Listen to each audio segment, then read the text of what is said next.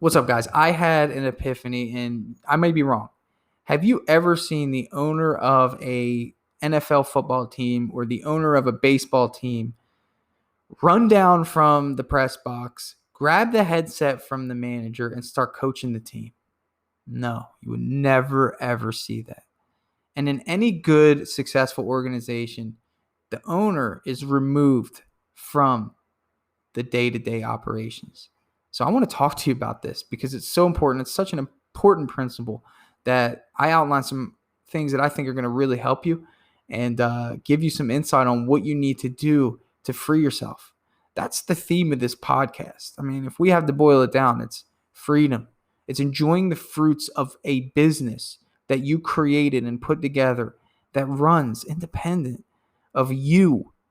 Your time is the most valuable asset that you have. And when we create a business, we have the blessing and the fortunate luxury of creating something that frees us. And that's what this podcast is about today. Tune in. The big question you need to ask yourself every day is, do I own a job or do I own a business? And unfortunately, the majority of contractors out there own a job. That's right. They're a slave to their own business. But the other side of the fence is so much greener. It's so much better. And that's when you're finally fully in control of your destiny, your freedom, your time. And that's what Contractor Secrets is about. It's about taking back our time, building a business with systems, standards, values, procedures, putting yourself in the driver's seat. And that's what it's about. So I'm excited. I'm happy to have you here. Let's dive into the Contractor Secrets podcast. What's up, everyone? Welcome back to the Contractor Secrets podcast. I'm a big fan of winning teams that can get it done, teams that can make it happen, specifically in sports. Obviously, I mean, that's the biggest teams thing. And when we think of teams, we do think of sports, but in the way that I'm describing this today, and the way I want to kind of hit on this topic today, is teams in business. And what we have to accomplish is to put together good teams. So I was looking at some highlights, some football highlights of these teams that notoriously were not good. They made a position switch. They made a manager change, and now they're huge competitors in the league. So one of the teams is the Buffalo Bills.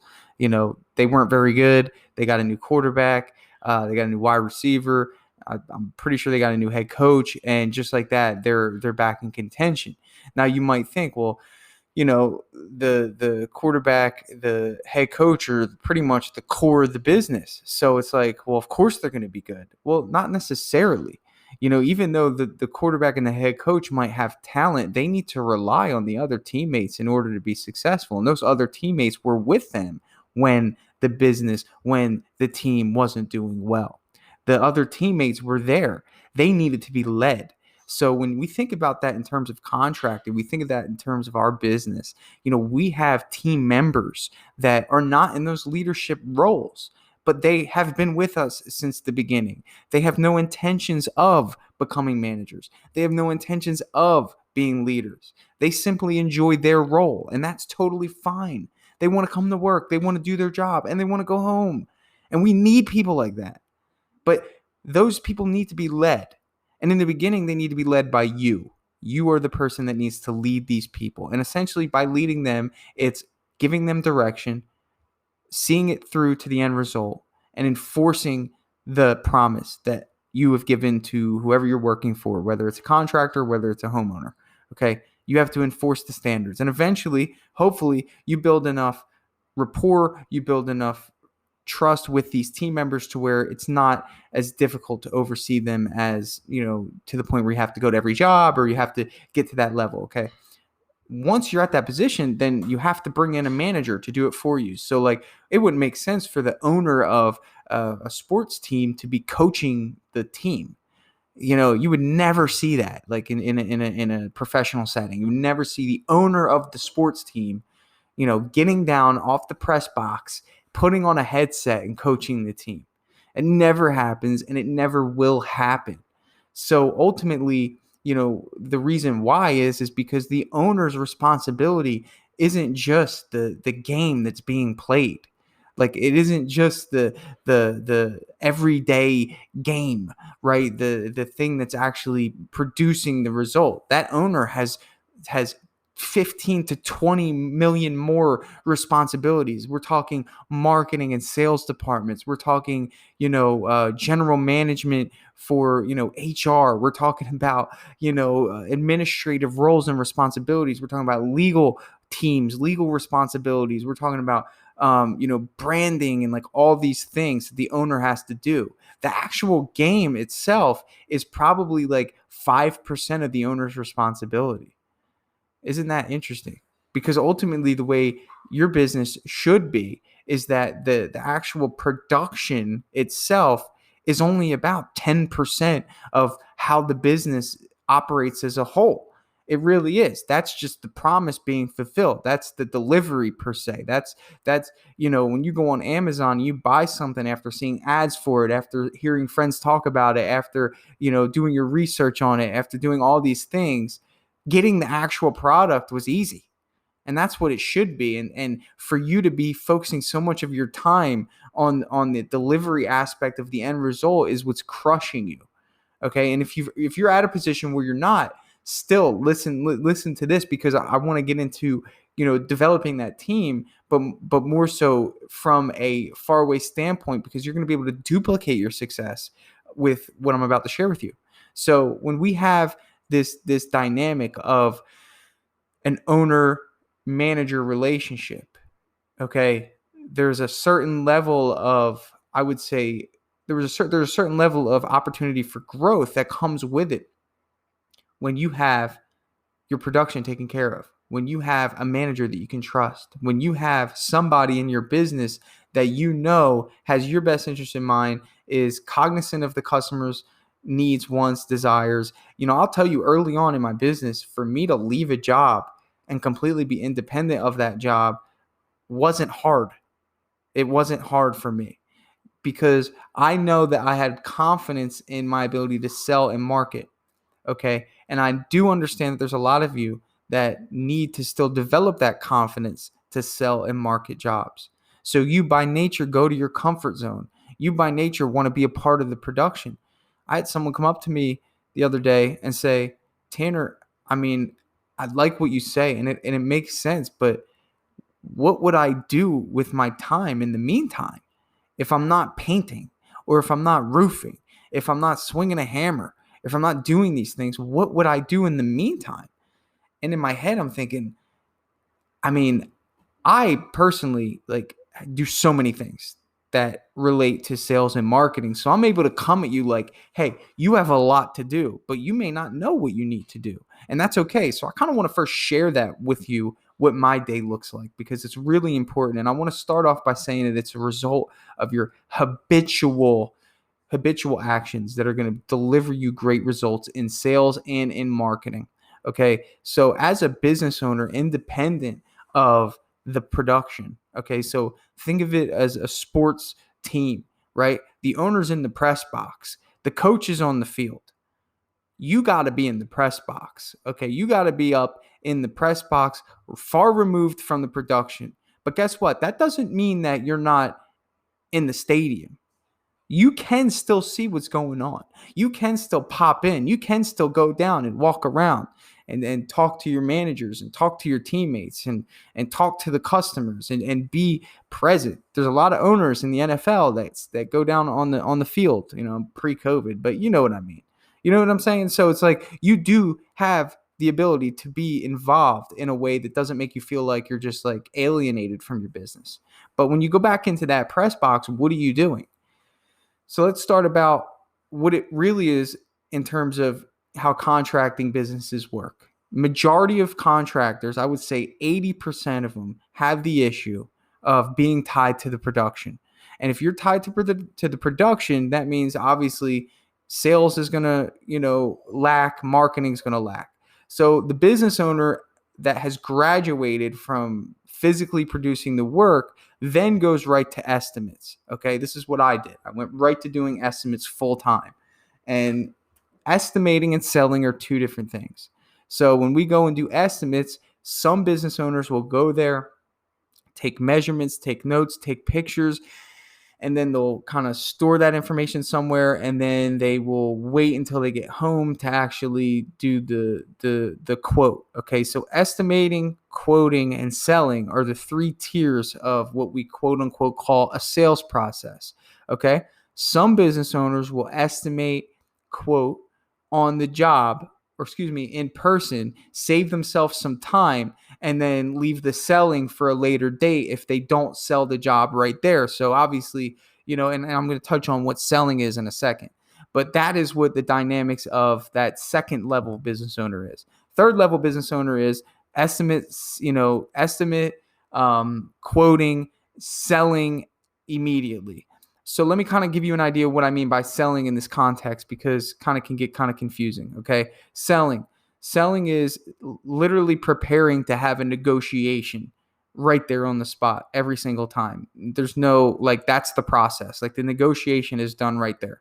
Those business owners are going to see the highest closing rates, and they're going to save themselves the most time, because ultimately, if you're doing it on the spot, you're not having to go back and do it later. And when we are business owners that really don't have that habitual muscle built to go and do follow-up calls, do phone calls, and all these stuff, that's what I'm going to talk about next, then that stuff gets put on the back burner. Okay. So the business owner that can do all those three things in one shot, that is ultimately a business owner that is obviously removed from production and able to fill his day, because those take time. I mean, we're talking about an hour and a half per estimate. You're doing 4 estimates. You're filling up your day. Meanwhile, checking in on your jobs, calling whoever's in charge of the job, making sure that things are running smooth, and kind of just running your business on the go in the car. Okay. So when we talk about another level, okay, and this is the level that I'm at. This is where I'm at in my business. Okay. So I'm removed from the production. So I no longer have to go to jobs. I've set up systems in place to ensure that I never have to go to another job if I don't want to, or only if there's a problem. Okay. The core of that is my hiring.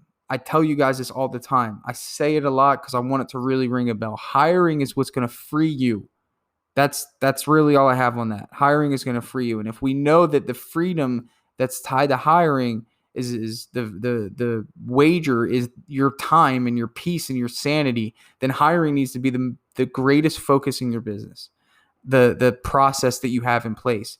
If you come to me and say, Tanner, I'm struggling, my first question is, what's your hiring process?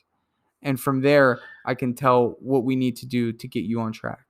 So that's the first aspect of where I'm at. So that's what freed me to be able to remove myself from the production. Okay. When COVID hit, I was the way a lot of contractors, and I'm just going to be real here, because I want you to understand that I go through the same things that you may go through in terms of letting go as a business owner. This is right now my livelihood. So it's important for me to be, involved. I don't want to just remove myself from the business completely. So for me, pre-COVID, the idea of letting go of doing those physical estimates was so far away. I thought I'd have to find this perfect salesperson. I thought I'd have to find somebody that had sold home improvement jobs before, and bringing on somebody to do that would come with a big cost, usually 10 to 12% commission. And 10 to 12% commission on top of every job is a hike for a company that's really only doing 4 to 5 jobs a week. Although we're almost touching $1 million in sales, that can add up pretty quickly on a cash flow week to week basis, especially when me being the type of business owner I am. I know that I'm going to be doing second tier sales, following up, still really, trying to get that sale going, and really just making money for the salesperson. That's just what my role would have been at that point in time. So I had to make a pivot, and thanks to COVID and me really having to stay home because of the baby, I gave that responsibility to someone else. And that responsibility wasn't what I did in terms of that level 3, salesperson, which was estimate, quote, and negotiate all in one package when I got there. So I had to let go of the quote and negotiate, because I didn't want that to fall on the person that I chose to do this role. Really, the quoting and the negotiating I knew could be done virtually. even though it's not as emotional, I knew that it could be done because I've done it many times before. People would call me and just ask for a quote. I would look it up online, look up their house. I would, send them a proposal, wait a little bit, and then do my sales process. So I knew that the most time consuming thing was the visit. And as much as I wanted to just do everything virtually, I thought that would be cool. The visit is what people need to feel safe and secure and trustworthy. They need to meet a representative from the company. And that's something that I understood pretty quickly. So my role that I created was to have somebody go out and do those visits for me, the estimates and the pictures and the measurements. So Chris, he got super fulfillment out of that because he got promoted to that role, which also is a role for him to actually oversee the jobs when he doesn't have estimates to go do, because he doesn't have estimates to do every single day, like to fill his whole day. So in the meantime, he's just not like twiddling his thumbs. He's filling in for jobs that need to be done quicker. He's doing walkarounds. He's the customer service. He's going to pick up paint for the guys. All things that I used to do. So I pretty much knew what my roles were at that tier of a business owner, and I handed it off to him. So he takes care of all that production stuff, that day-to-day operation stuff. If something needs to be done, hey, I call Chris. He takes care of it. If there's an estimate needs to be done, hey, Chris will be there to take measurements and take pictures. So now I've completely removed myself from the physical interactions of production and the physical interactions of estimating, which means that I free myself from the two most time-consuming tasks when running a contracting business, okay? Now, what do I do throughout my day? Because again, you think of a business owner who has left production, he's left doing estimates, and you're thinking like, now what? Like, what could I possibly be doing through my day besides podcasting and shooting out information to you guys? There's plenty to do. Okay, so the first thing is that I have the responsibility of ordering the first batch of paint. I do that online for my guys. I don't know if you're a vendor or if you have another vendor. I don't know if they allow online ordering, but Sherwin-Williams does. So I'm making sure that I'm ordering paint online. It saves me from having to make that freaking long phone call with, hey, please hold and all that stuff. No, I just order everything online, and it's been great. So if you're a painter, you're not ordering your paint. If you're a painting business owner and you're not ordering your paint online, that's a great move. So I'm responsible for the paint orders. Okay. And it's good because I can see what we're ordering. I can make sure that over orders don't happen. If you're a painting contractor, you ask your guy, how many more gallons do you think you need? Just get a 5. So I'm like, hey, let me get you 3 and see where we go with that. I know some of you guys chuckled at that because it's true. So from there, that's one role. Second role is organizing project management. So I use Trello, phenomenal, easy to use, free, super easy project management tool that allows me to organize project management. So I'm in the system and my guys have access to this. So that means that they can see everything that I put in. So I'm in the system. I organize photos for the next job. I organize what colors are going where, important things that need to be noted. So I'm sitting in the office organizing all the project management things that need to be done that are ready for us for the next week's jobs. Okay. I'm coordinating the pressure washer to go pressure wash exteriors for us. I am communicating with customers through email, phone call, anything that needs to be addressed in terms of, specifications for upcoming jobs. I am reaching out to the 2 customers that we work for every day. So we have 2 jobs going every day. I call them to make sure they're happy with everything. I call them to make sure if there's not any concerns that need to be addressed. So I'm actively involved in customer communication in that regard. From there, that's just kind of like administrative, that stuff there. Obviously I have payroll that needs to be addressed. I'm checking times to make sure people are clocked in on time, making sure that, all that stuff, all that administrative stuff is done. I also answer the phones in my business. Now I'm not, I don't get crazy phone calls to where I feel it's justified to pay for somebody to do that yet. It doesn't take much of my time. I usually get maybe 6 to 7 calls a day. And 3 of them are spam. So, that to me is something that I can easily manage for right now. So that's something that I do. It goes right to my cell phone, pretty easy. So from there, that's kind of administrative, right? And ultimately, when I get to a point, and it's probably going to happen when Dripjobs launches, because I just won't have the time, I'll hire somebody to do that for me. right? And all that can be done virtually. So I can either hire a virtual assistant to do that stuff, or I can hire someone locally that wants to work from home to do that stuff. Super easy thing to pass off to somebody and oversee, right? So that's the administrative roles that I do at that point in time. Okay.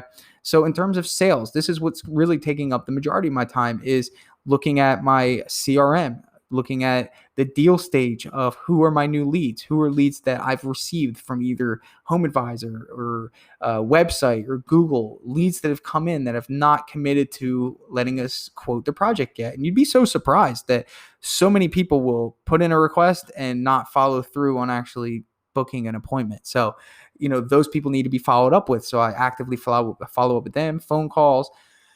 Then I look at people that have told me that they aren't quite ready for an estimate yet. So I go through that queue of people. I touch base with them, see where they are in the process, see what I can do to get them an estimate. Then I look at people that we've given estimates to.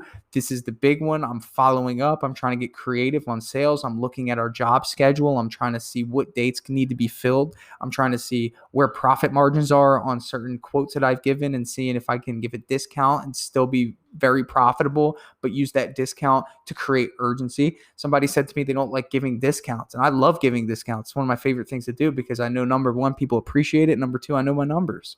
And when you know your numbers, giving discounts is easy, because you're like, oh, I'll still make 50% on this and they'll be happy.